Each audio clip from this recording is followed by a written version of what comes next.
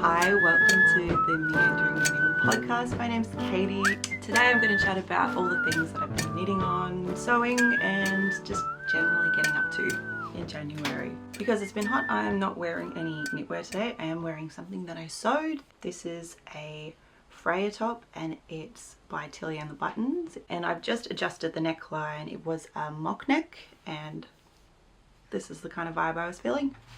Thank you to all of those people who watched my last video. That was nerve-wracking. Thank you for listening to all my ramblings about the things that I knit. Coffee, tick, knitwear, Lego. The first thing I want to share today is my very nearly finished Paul cardigan. I have done one side of the double knit button band. I've done the 2x2 and I just have this side with the buttons to go. This has been a really quick knit. I think I started this at the start of January and I've been working on a couple of other things as you'll see in a minute, but it's nearly done. This is in Double Sunday by Sandnes Garn in the colour Statement Green, which is on the Petite Knit shade card. I'm in love with the ribbing on this. It just was magic. I didn't do any tricks. I didn't go down significantly. I didn't increase before. Check this baby out. Look how freaking neat. Just stoked. Bloody stoked. It is just the magic of the wool. I did no special tricks, but oh. Yeah. Ha. Fluked it. Will never happen again. Ribbing is my nemesis. I did the double knit button band on a 3.5. I thought I was going to have to size down again, and I did start knitting it in a 3.25 and tried not picking up every stitch. I tried 2 and 3, but it was just puckering and the actual stitches themselves were all stretching out, and I thought, now let's just try a 3.5 and let's try picking up every stitch, and it looks great. Paul cardigan is very similar to the Lakes series by Ozetta, but this has a slightly different construction. It's got a much wider saddle. It has a really great back detail. In the pattern you were supposed to do a 3-needle bind off, but I actually Kitchener stitched it, so it mirrored my husband's version. If you missed it, I knit my husband a saddle shoulder jumper last year. That's in my previous video. But when I did his, I Kitchener stitched and it looked really schmick. So there's no 3-needle bind off, it's just one continuous panel. There are a few more sleeve decreases as well than what's specified in the pattern. I think I did like 16 decreases. I could sit here and count them. Nah, did 20. There you go. But as a result, you get this really nice taper to the sleeve. Hopefully by the time this video comes out, I will have finished the button band. But I'm currently debating the age-old question, which buttons do I use? I have some little buttons here from the little yarn store. Okay, I have 2 options. Option 1. Little tortoiseshell pearly ones, and then option 2, little wooden ones. And I'm really torn. I think I like the dark with this green, but I also really like that beachy kind of colour. If you have a preference one way or the other, it would be really helpful if you could let me know either here, or maybe I'll try and do a poll on Instagram and see what the consensus is. So that's nearly ready. I have a couple of ends to weave in, as to be expected on a saddle shoulder. It's just really satisfying, really Moorish. Can't wait to block that button band. Yeah, can't wait to wear it. I have a skirt that I'm just about to start sewing, and it's going to be one of the Peppermint pattern midi length skirts with the side pockets, and it's in a very light blue, kind of the same color as this, with some white diamond details all over it. I kind of think blue and green are meant to be seen. I really like that combo at the moment. Okay, next whip is somewhat controversial. I too am on the Rosy sweater train. I think it's so glorious and beautiful, and anything botanical I am here for. But I'm not a huge fan of the construction or the amount of positive ease or the general fit of it. I kind of had envisioned a much closer fitting garment and something very demure and dainty to go with that motif on it. So I've done a bit of a hybrid. I've done a fusion of the Rosy sweater pattern on the yoke, and I've merged it together with a staple pattern of mine, which is the Lyon sweater. And I used the numbers from the Lyon sweater and the construction method of the shoulder. And then when it came time to applying the flowers, I thought, how am I going to do this? How am I going to fudge numbers? So I kind of tried it. I wasn't happy with how gapey it was with my color work because I was using multiple colors and not just one. So then I made a very brave decision. I'm just knitting a Lyon sweater and I'm duplicate stitching the Rosy motif on top. Madness? We will see. But this is what I have so far. You ready?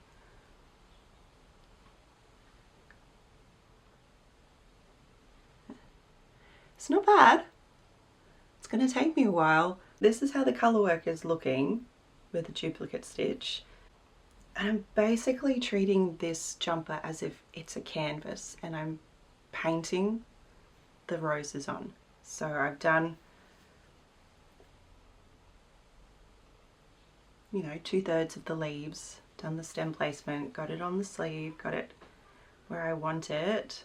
And now I'm applying flowers, and that's actually the really fun part, is picking all of the different colors that the roses are going to be. So I've got one here that is just like my favorite at the moment, but it's very addictive picking the different colors, and it keeps you coming back and doing a little bit more and a little bit more. I don't know if I'm going to do the second band of roses, and I don't know if I'm going to do it on the cuff either. And I'm having fun with it. It's just very lovely. This is the construction of the shoulder. I also did change it slightly where I didn't leave a border of 2 stitches, I just left a border of 1. And I'm much happier with the fit of it. We'll see what happens when I go to apply the collar, because it is looking a little bit wide. So I don't know if I'm going to do the Lyon doubled over neckband or if I'm going to do a bit more of a mock neck. So yeah, I ended up doing a couple of sizes larger than my normal size in a Lyon, so that it does just drop off the shoulder a bit. And then I did do some fairly dramatic decreases down into the body, and now I'm just deciding which length I'm going to have the sweater at. I have knit down to where my jeans hit, but I'm wondering if this is going to be filling a gap in my wardrobe, which is sweaters to wear with skirts, with high-waisted skirts. I think this will work really, really nicely for that. It's got quite long skinny sleeves and then twisted rib on the cuffs. And I don't know if I'm going to do twisted rib on the hem. I have started, but now I'm kind of debating whether I'm going to rip back a bit and have it sit a little bit higher. And I don't know if I'm going to do twisted rib or if I'm going to try and do a split hem and maybe even a sewn hem. It's just exciting to have all these possibilities. Now that I've bitten the bullet and done some changes, I feel a lot more brave to make more changes and really make it how I want it to be. So yes, my motif does look a little bit different because when you duplicate stitch it, it looks like it's bottom up knit, but this is a top down construction. So if you have a look, you've got the little V's, so it does look slightly different. And I did have to draw out the motif from the pattern onto a different piece of paper and flip it. And am I crazy? Yes. Yeah, I'm really happy with this. You can see where I've used safety pins to kind of map out where my flowers are going to be, and now every night I just kind of do one flower, and I'm just taking my time with it and enjoying the process. It's going to be a really lovely piece in my wardrobe. Another nearly finished knit. January was just cast on energy, I tell you what. I'm doing a knit along with the Tea Cozy Yarn shop, which is in the States, and it's the Jacket January Cow, and it's still going for another couple of months. As part of that knit along, I am making the Esther jacket, and I'm using a very different yarn than what is recommended in the pattern. A couple of years ago I got some Knitting for Olive Merino on clearance in the shade Nut Brown. I think it ended up being like $7 a ball. So I have that. I have matching mohair. So at the moment I'm holding 2 strands of the merino and 2 strands of the mohair, and I've hit gauge. It's just going to be a very different fabric. It does have some heft to it. I have blocked this and I am happy with how it's looking. It's just not the full structured rustic vision that I'm sure many of you have knit before as well. The Esther jacket has that lovely European tapered trapezoid shape in the back, and then you pick up for the fronts, and then you don't join because it's a jacket. So body's done. On the sleeves, really keen to get wearing this in winter. I'm thinking this with skirts and dresses is going to be a banger. I'm so excited. When I got this yarn on clearance, I just didn't know what to do with it for ages because it looks like a potato. It's just a very kind of meh colour. So I really didn't know what to do with it for ages. I started doing a Carl Johan sweater when I was very, very pregnant, and I did that for a while, and then I just couldn't get the fit of that one right. It was kind of puckering here and had like the shelf thing going on. So I frogged that and then thought, what do I really want to make with this? And then I kind of amalgamated 2 ideas. I really wanted to knit the Esther jacket in a neutral shade, and then I had this and thought, done. I'm already behind on my sock goals, guys. It's fine. I have a goal this year to do 1 pair of socks a month. Is it going to happen? Probably not, because I get way more excited about garment knitting than I do for accessory knitting, but this year accessories are a necessity. Planning on making a pair for myself 1 month, and then the next month casting a pair on for my husband, so on and so forth. So hopefully by the end of the year we each have 6 pairs of socks. That's the goal, but you know the saying of shoot for the moon and you'll land among the stars. That's kind of what we're going for. So this is my progress on my January sock. These are the Eggs for Easter socks by Charlotte Stone. And these guys have cutie little quombies on them because we have some quombi chooks down in the backyard. So little golden chooky babes. Still have to duplicate stitch the beaks on, and yeah, I'm knitting them 2 at a time. So this one has all the fun bits done. This one I'm still doing the decreases, and then we've got the foots and toes done. That's the plan anyway. I get way too excited about the big stuff and not the little stuff. But I'm also really excited to cast on for my husband's socks. Motivation is this beautiful sock yarn from Louie and Lola. It's part of their chook collection. Their January colour in their flock and feather collection is Chocolate Orpington, and we've got some Australorps down in the backyard that are crossed with Copper Morans. So same but different.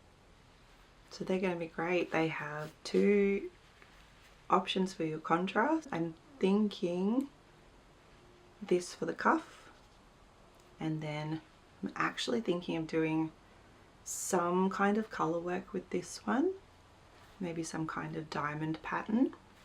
We'll see. February is a short month, so if I'm hoping to stick to that whole make a pair of socks per month goal, maybe can't get too fancy. Maybe it's just stockinette socks. but I am really wanting to try a different heel construction. I like the heel flap and gusset for myself, but my husband has quite narrow heels. So I don't know if you have any suggestions for a narrow heeled person and what kind of heel suits them best.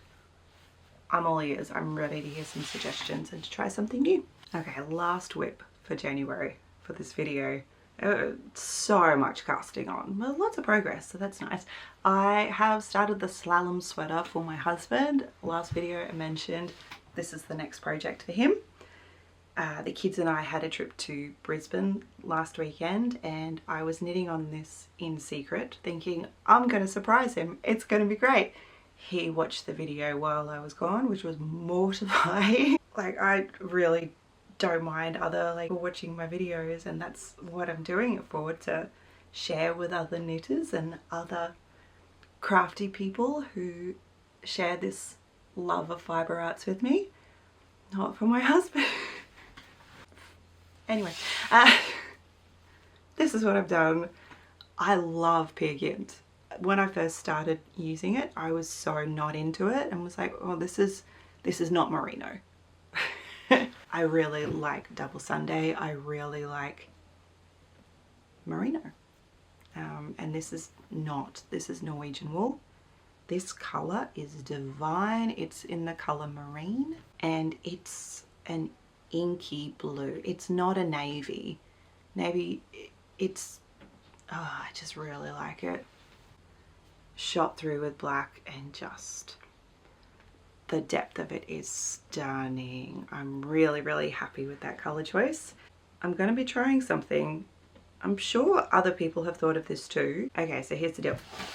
I wanted to knit this colourwork sweater out of Gynt because I've heard great things about it. I've heard about the stitch definition and colourwork. It's really stretchy. It doesn't pill as much as Merino. My husband is a fan of Merino. He likes softer wools. So when I ordered Gynt from Garntopia, I decided I'd also try another wool. That wool is Atlas, which I haven't tried before. I haven't really heard a lot about it. I've just seen it on Instagram, seen it on the Garntopia website, and I thought, you know what would be really cool? Do the colour work in Gynt and then grab a couple of cheeky balls of Atlas and do the collar and cuffs in a softer yarn. Couple of issues with that. Here's the Gynt. Here's the Atlas, both in the shade Marine, but are both definitely from different dye lots. Because obviously, in my head, it was a great idea that it would be just swapping over the fibre types. But of course, this fibre is going to hold dye differently from this fibre. Look, I'm still going to give it a go. I haven't swatched this yet. I really liked the way the ribbing looked in this. I also don't know how much softer this is going to be. Let's see, 100% wool, 70% Norwegian lamb's wool and 30% merino wool. We'll see. We'll see if this works. I'm going to try it. If I do this, it's not as scratchy as this one. You can definitely feel the presence of this one more, particularly because it's hotter today. I feel like I'm definitely noticing a difference more. They are all of my whips and a cheeky little acquisition. Did also get an order delivered from Draper's Fabrics. I've been on a big sewing kick since we've moved. We moved house, just changed from one side of our town to the other, and I now have a little sewing studio, which is a complete tip at the moment because moving in boxes. Has anyone else moved where the removalists have done the packing for you and have just like tipped all of your threads and buttons into a box? Just, ooh. So I'll be dealing with that. I'm not planning on doing a video on that because that's just something that's going to take a little bit of time. But I did get some skirt fabric and a couple of other little projects. So let's open it. I picked up sort of drill in a couple of colorways. This is a maroon and off-white stripe with a couple of different thicknesses in the stripe, and I also picked up the navy version as well. Now the things that were on sale that I was really excited about were this one here is an undyed unbleached denim, and I'm really excited to try dyeing this myself. This is the main reason why I placed this order is it inside out? Yeah, it's inside out. Is this Japanese denim, which I'm going to make a pair of jeans for my husband, and it is indigo dyed, and let's have a feel. Yeah, super structured. And to go with that denim, I picked up some buttons and studs. What's it say on the button? High quality guaranteed. Damn, skipping what I'm making is high quality. And I think that's everything. I'm going to be knitting on all of those whips this month coming, and I am super looking forward to making more progress on my Rosy Franken sweater and to try out the ribbing in Atlas. That's going to be really fun. That's all I've been knitting on this month. We ended up going to the museum a few weeks ago, and as one of the free exhibits there was this really fascinating series of works on display by a Tasmanian knitter. This knitter has created life-size animals through the medium of knitting, and it was fascinating just the way that she used increases and decreases to make the tubes of the ribs and the hip bones. And if you're interested in knitting as an art form, non-wearable art, would highly recommend checking out the Queen Victoria Museum. It was free to go into that part of the exhibition. So yeah, that's me. I think I'm gonna have to talk about plans in a different video. Thanks for watching, and I'll see you next time.